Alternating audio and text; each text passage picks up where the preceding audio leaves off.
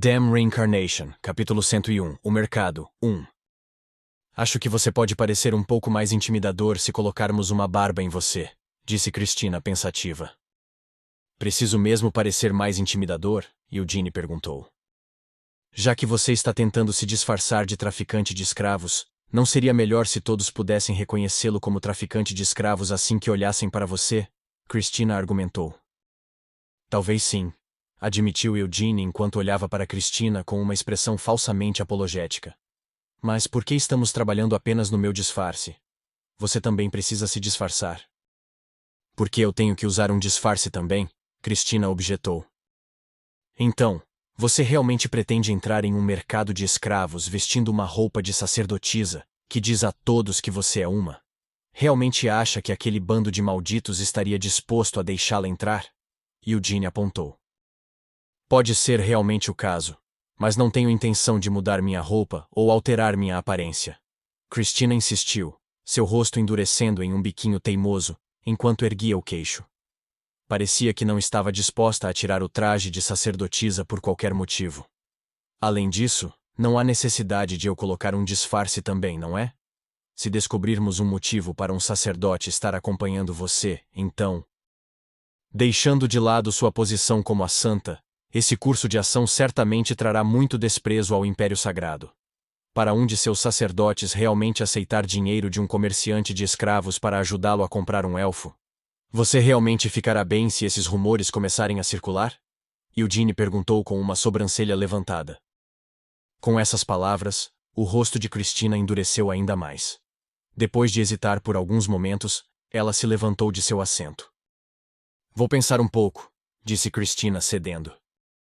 Na verdade, nada vai acontecer se você não me seguir, ofereceu Eugene como alternativa. Não tem como eu fazer isso. Cristina negou com firmeza. É meu dever acompanhá-lo em sua jornada. Por que você iria tão longe a ponto de chamar isso de seu dever? Eugene brincou com ela, enquanto se virava para se olhar no espelho. Ele estava usando um feitiço de transformação de nível superior ao que havia usado na Rua Bolero no passado. Embora ele ainda não fosse capaz de fazer nenhuma alteração em sua estrutura esquelética, o rosto atual de Eugene se transformou completamente no de um homem rabugento de meia-idade. Além disso, a cor do cabelo mudou de cinza para amarelo. Depois de cobrir as mãos com óleo, Eugene alisou o cabelo para o lado. Uma negociação de escravos seria realizada naquele dia, e todas as tribos de Samar deveriam comparecer em grande número. Esta negociação, que só se realizava 2 vezes por ano, exibia várias raças que captavam particularmente o interesse dos seus visitantes estrangeiros, sendo que a mais valiosa de todas estas raças eram os elfos. Antes de sair para redescobrir o domínio élfico usando a folha da árvore do mundo, Eugene decidiu comparecer ao mercado de escravos para resgatar os elfos que seriam exibidos lá. Sua razão para fazer isso não era particularmente premente. Ainda era incerto se a folha da árvore do mundo poderia realmente ser usada para conduzi-los ao território élfico. Mas uma vez que esse assunto fosse resolvido, Eugene prometeu levar os elfos que viviam na aldeia de volta com ele para a propriedade principal do clã Lionheart. Embora fosse melhor se ele primeiro tivesse pedido a permissão da família principal, já que já havia decidido sobre esse curso de ação, pretendia apenas levá-los de volta por enquanto, e pedir permissão mais tarde. E já que iria levá-los de qualquer maneira, não seria bom encerrar as coisas se cuidasse dos elfos que seriam exibidos no mercado de escravos primeiro? Acho que uma barba pode estar indo longe demais. Eugene murmurou enquanto se olhava no espelho e torcia o rosto para um lado e para o outro. Sim, creio que seu rosto já parece bastante intimidador do jeito que está, jovem mestre. Aquela que acabou de concordar com sua opinião era uma elfa caolha. Ela estava olhando para Eugene com seu único olho, e ao contrário de sua maneira educada de se dirigir, seu olhar não era tão educado. Embora Eugene e Cristina fossem convidados do guardião Signard, muitos dos elfos que viviam naquela vila nutriam antipatia pelos humanos. Esse também era o caso dessa elfa caolha chamada Lavera.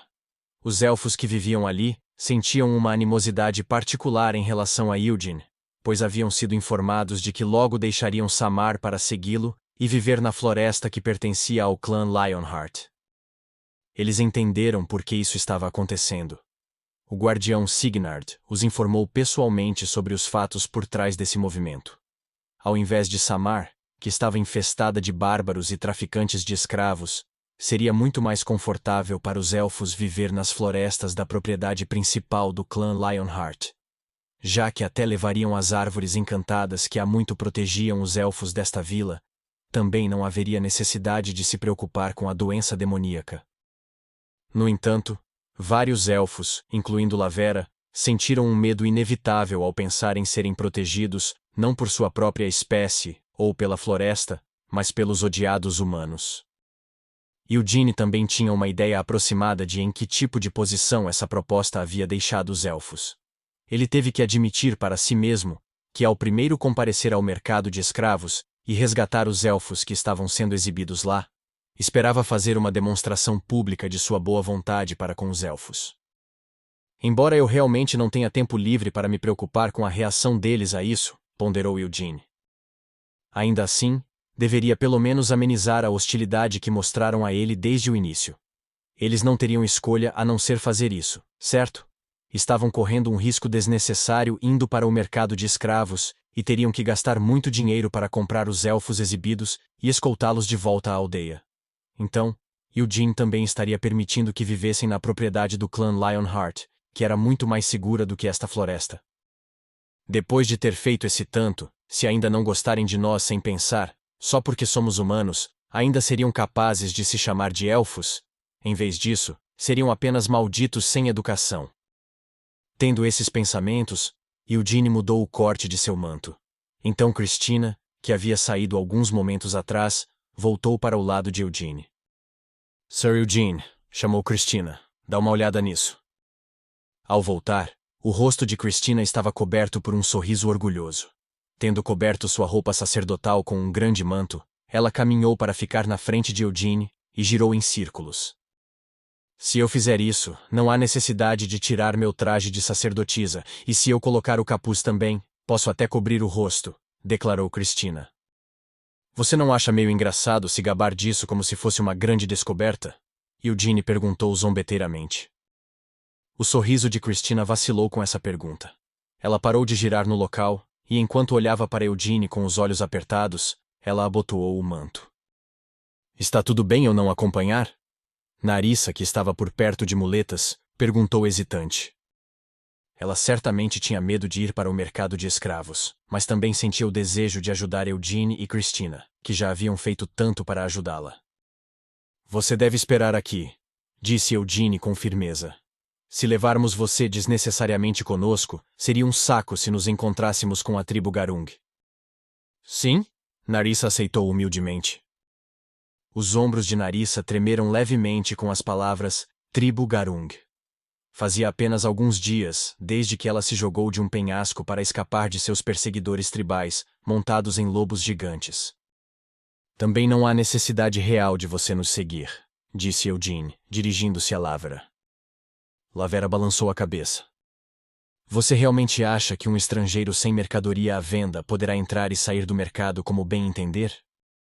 Seu argumento era irrefutável. Eugene verificou a placa de marfim que já havia recebido de Signard. Esta placa foi emitida pela tribo Erebor, uma das grandes tribos de Samar. Sem essa placa, por mais que se disfarçassem de traficantes de escravos, não conseguiriam nem entrar no mercado. Talvez você possa confiar no nome Lionheart para entrar, propôs Lavera. Se revelar sua verdadeira identidade, mestre, então as várias tribos certamente o receberão como um convidado estimado e permitirão que você participe do mercado. Eu não quero tanto entrar lá a ponto de estar disposto a sujar todo o nome do clã. Eugene resmungou enquanto se levantava. Com um sorriso em seu único olho, Lavera assegurou-lhe. Contanto que você esteja carregando a placa e tenha mercadorias para vender, você pode entrar no mercado pagando apenas uma pequena taxa de entrada. Haverá inspeção? Eugene perguntou. Não deve haver. Em primeiro lugar, essas placas são espalhadas apenas entre os traficantes de escravos, explicou Lavera. Eugene não se preocupou em perguntar por que Signard teria uma placa dessas. O motivo não era óbvio. Os traficantes de escravos que originalmente o possuíam devem ter sido pegos se esgueirando, tentando capturar alguns dos elfos errantes, apenas para encontrar seu fim na espada de Signard. Não se preocupe muito com isso. Como tenho experiência pessoal com o mercado de escravos, posso fornecer toda a orientação de que você precisa. Disse Lavera enquanto prendia um conjunto de algemas em volta do próprio pescoço e membros. Observando essa visão, Narissa começou a tremer de medo, especialmente quando Lavera trancou as correntes pesadas em torno de seus próprios tornozelos. Narissa não aguentou mais, e foi forçada a se sentar com o rosto pálido. Hic, hic, hic! Ao contrário de Narissa, que havia sido superada por seu trauma, os olhos de Lavera se fixaram em um olhar frio. Ela cambaleou, e depois colocou a ponta da longa corrente na mão de Eugene. Preciso mesmo segurar isso tão cedo? Eugene perguntou desconfortavelmente. Você precisa se acostumar a me tratar com tanta crueldade quanto seu rosto sugere. Se me tratar inutilmente com cuidado, os outros mercadores de escravos e os nativos suspeitarão de você, Sir Eugene. Insistiu Lavera. Venha então, escrava. Eugene imediatamente concordou e puxou desajeitadamente a corrente. Diante dessa visão, Narissa foi forçada a esconder um sorriso trêmulo, enquanto Lavera apenas balançou a cabeça sem dizer uma palavra. Eu sou Ryan. E eu sou a Tina. Antes de chegarem ao mercado de escravos, eles pararam para esclarecer suas histórias. O pseudônimo de Eugene era Ryan e o pseudônimo de Christina era Tina. Ryan era um ex-mercenário que se tornou escravocrata, e Tina era a esposa de Ryan. Preciso mesmo ser sua esposa? Christina perguntou petulantemente. Então você quer agir como uma escrava também? Eugene perguntou em troca. Em primeiro lugar, para um casal trabalhar como um par de escravocra. Há um ditado, não é? Que diga-me com quem tu andas, que direi quem tu é. Quando você diz isso com seu rosto atual, Sir Eugene. Não, Sir Ryan, parece muito ofensivo para mim, protestou Christina. Desculpe dizer, mas seu rosto atual também não é exatamente bonito, disse Eugene sem parecer particularmente apologético. O rosto de Christina se contorceu em uma carranca com essas palavras provocativas. O rosto dela havia se transformado no de uma mulher de meia-idade, que parecia de língua venenosa e mal-humorada. Enquanto está nesse disfarce, também deve mudar a maneira como fala. Hã? Seu jeito educado de falar não combina em nada com essa cara. Você deveria misturar alguns xingamentos e deixar sua voz um pouco mais áspera. Eugene parou de pensar. Preciso mesmo fazer isso? Christina perguntou com relutância.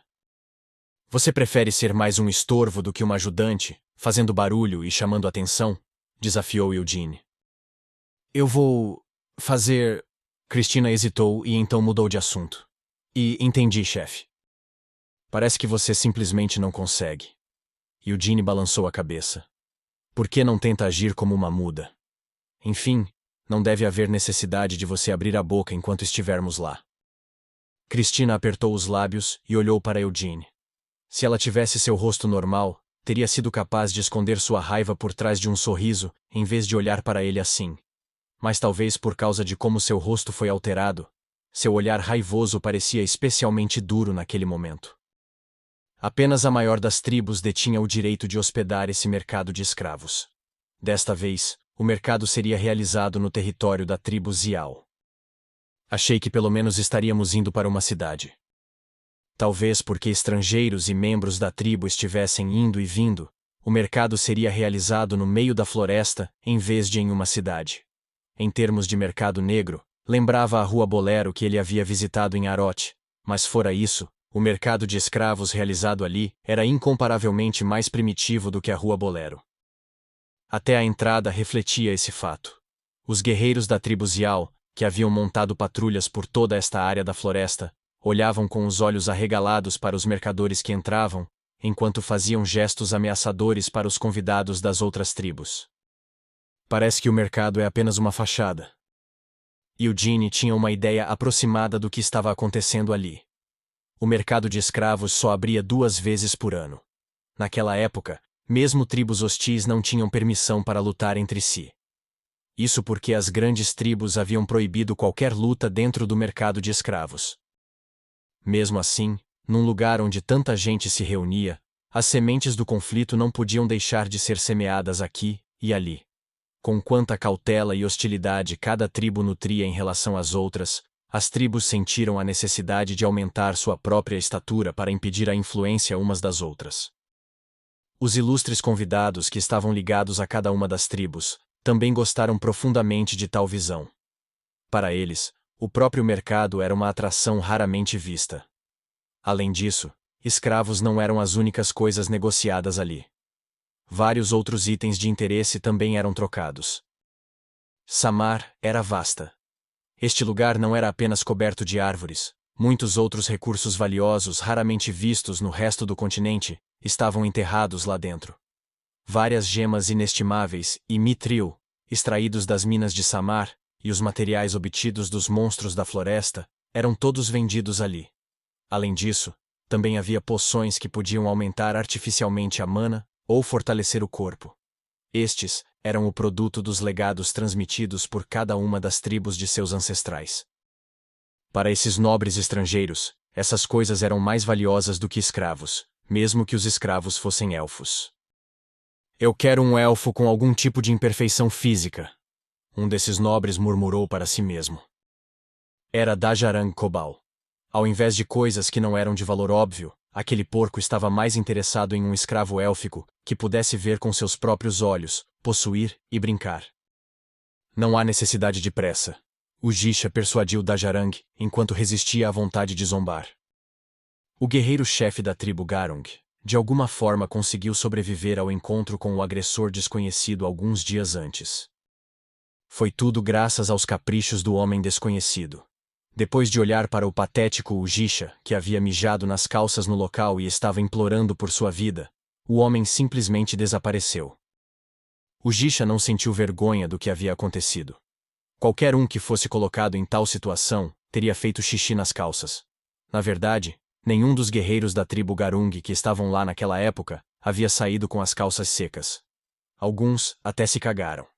Não havia apenas um ou dois deles que também caíram no chão e começaram a implorar por suas vidas. Comparado a esses guerreiros, o Jisha parecia praticamente digno e manteve sua honra como guerreiro-chefe. Ele poderia ter implorado por sua vida, mas não caiu de joelhos. Ele pode ter se mijado, mas pelo menos não esvaziou as entranhas. Ele de alguma forma não morreu e conseguiu viver outro dia. Isso não era o suficiente para pedir? Um dos 12 melhores de Shimuin, Brongerak, havia perdido a vida, mas o Jisha havia sobrevivido. Dajarang Kobal, um convidado importante, também saiu vivo da situação. Isso foi o suficiente para considerar a situação um sucesso.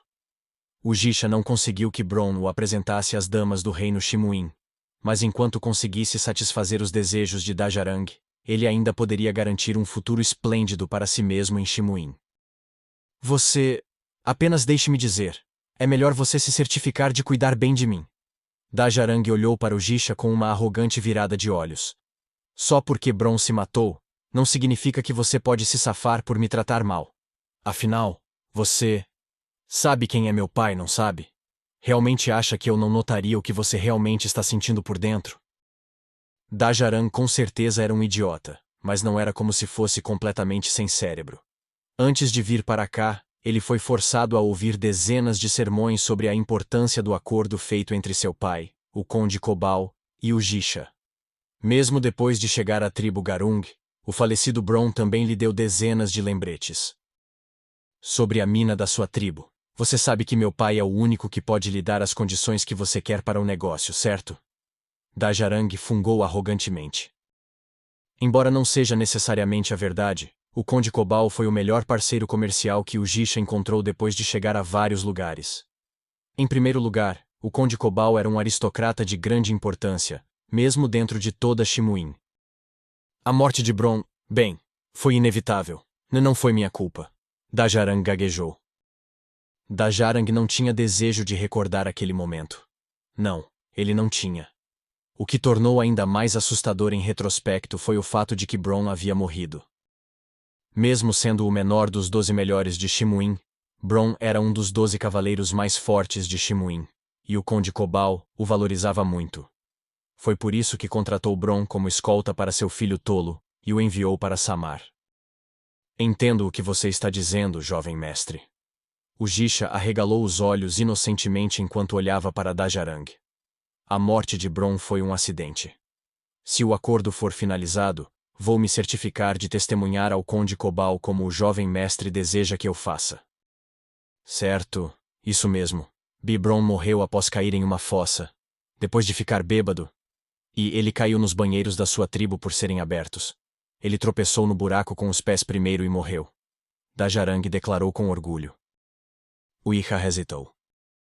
Em vez disso, que tal dizermos que ele morreu enquanto tentava montar um cavalo depois de beber demais? De qualquer forma, não há necessidade do jovem mestre se preocupar, pois farei tudo o que puder para que você não precise se preocupar com nada. Tudo bem então, Dajarang aceitou. Farei questão de elogiá-lo ao meu pai, para que lhe conceda o título de cavaleiro. Com a palavra cavaleiro, os cantos dos lábios de Ujisha se contraíram para cima. Embora sentisse pena do falecido Bron, graças à morte dele, o futuro de Ujisha estava se tornando ainda mais brilhante. Tendo perdido tal cavaleiro, o Conde Cobal certamente estaria à procura de guerreiros fortes. Ujisha tinha a confiança de que era habilidoso o suficiente para ocupar o lugar de Bron. Depois de receber o título de cavaleiro do Conde Cobal, se Ujisha fosse capaz de acumular méritos suficientes, poderia até conseguir ter seu nome listado no grupo dos 12 melhores do qual Bron era membro. Se isso acontecer, então, terei certeza de viver uma vida luxuosa como um aristocrata. Ujisha pensou consigo mesmo com um sorriso enquanto se virava para olhar ao seu redor. Ele olhou ao redor do mercado primitivo e sujo. Escravos estrangeiros, nus e acorrentados, eram exibidos como pedaços de carne pendurados na banca de um açougueiro. Por favor, me salve. Havia todos os tipos de chamadas semelhantes. Todos os escravos estrangeiros gritavam quem eram e de que país eram, esperando por resgate. Os criminosos tribais que haviam sido punidos com a escravidão estavam apenas olhando em volta com olhos temerosos, mesmo enquanto se inflavam para tentar parecer o mais musculosos possível. Vendo isso, Ujisha se decidiu. No momento, ele havia chegado a este mercado como escolta daquele porquinho. Mas algum dia voltaria ali depois de se tornar um nobre de Shimuin. Na frente desses caras grandes das tribos maiores, a quem como o guerreiro-chefe da tribo Garung ele nem estava qualificado para olhar nos olhos enquanto se vangloriavam, ele retornaria como um nobre que todos lutariam para se alinhar e cumprimentar. Enquanto imaginava aquele futuro distante, não tão distante, os lábios de Ujisha tremeram em um sorriso. Ujisha! Naquele momento Dajarang gritou, agarrou Ujisha pelo braço e começou a sacudi-lo. Aquela elfa! Lá! Que elfa? Ujisha perguntou. Até este ponto, eles estavam dando uma olhada no mercado, mas só conseguiram encontrar um elfo à venda. O problema era que o elfo era um homem, e Dajarang não demonstrou nenhum interesse por ele, porque todos os seus membros estavam intactos. No entanto, agora, a voz de Dajarang estava cheia de mais desejo do que nunca. Bem na nossa frente. Ujisha olhou para frente para onde Dajarang estava apontando. Mas ela tem todos os membros? Ujisha apontou hesitante. Não vê que falta um olho? Dajarang gritou, praticamente engolindo sua baba. De fato, agora que Ujisha deu uma segunda olhada, a elfa na frente deles havia perdido o olho direito, deixando para trás uma massa de cicatrizes. Dajarang murmurou animadamente. Ela nem tem um tapa-olho. São cicatrizes de uma faca? Ou poderiam ser cicatrizes de queimadura? A cicatriz deixada em exibição flagrante despertou o interesse de Dajarang. Embora Ujisha definitivamente não pudesse entender um gosto tão distorcido, pelo bem de seu glorioso e doce futuro, tinha que satisfazer os desejos de Dajarang. Ujisha deu um aceno confiante com a cabeça e rapidamente avançou. Ei, você aí! Gritou ele. Os mercadores que arrastavam aquela elfa eram um homem e uma mulher. Os olhos de Dajarang vibraram enquanto ele olhava para o homem segurando a corrente do elfo. O físico do comerciante masculino era muito bom, mas não se comparava ao de Ujisha, que treinava na floresta há décadas. Ele poderia ser um mercenário que virou traficante de escravos. Isso significa que suas habilidades não devem ser tão boas. Ujisha avaliou as habilidades daquele homem com os olhos afiados do guerreiro-chefe de Garung. Aquela ao lado dele, ela poderia ser sua esposa? vendo como seus rostos estavam igualmente desgastados, pareciam um casal. O corpo dela não parece ter sido muito treinado. Ela poderia ser uma maga, ou apenas uma aquecedora de cama? A resposta realmente não importava. Enquanto exibia descaradamente seus bíceps imponentes, o Jisha bloqueou o caminho dos dois com os braços cruzados e exigiu: aquela elfa, venda-a para mim.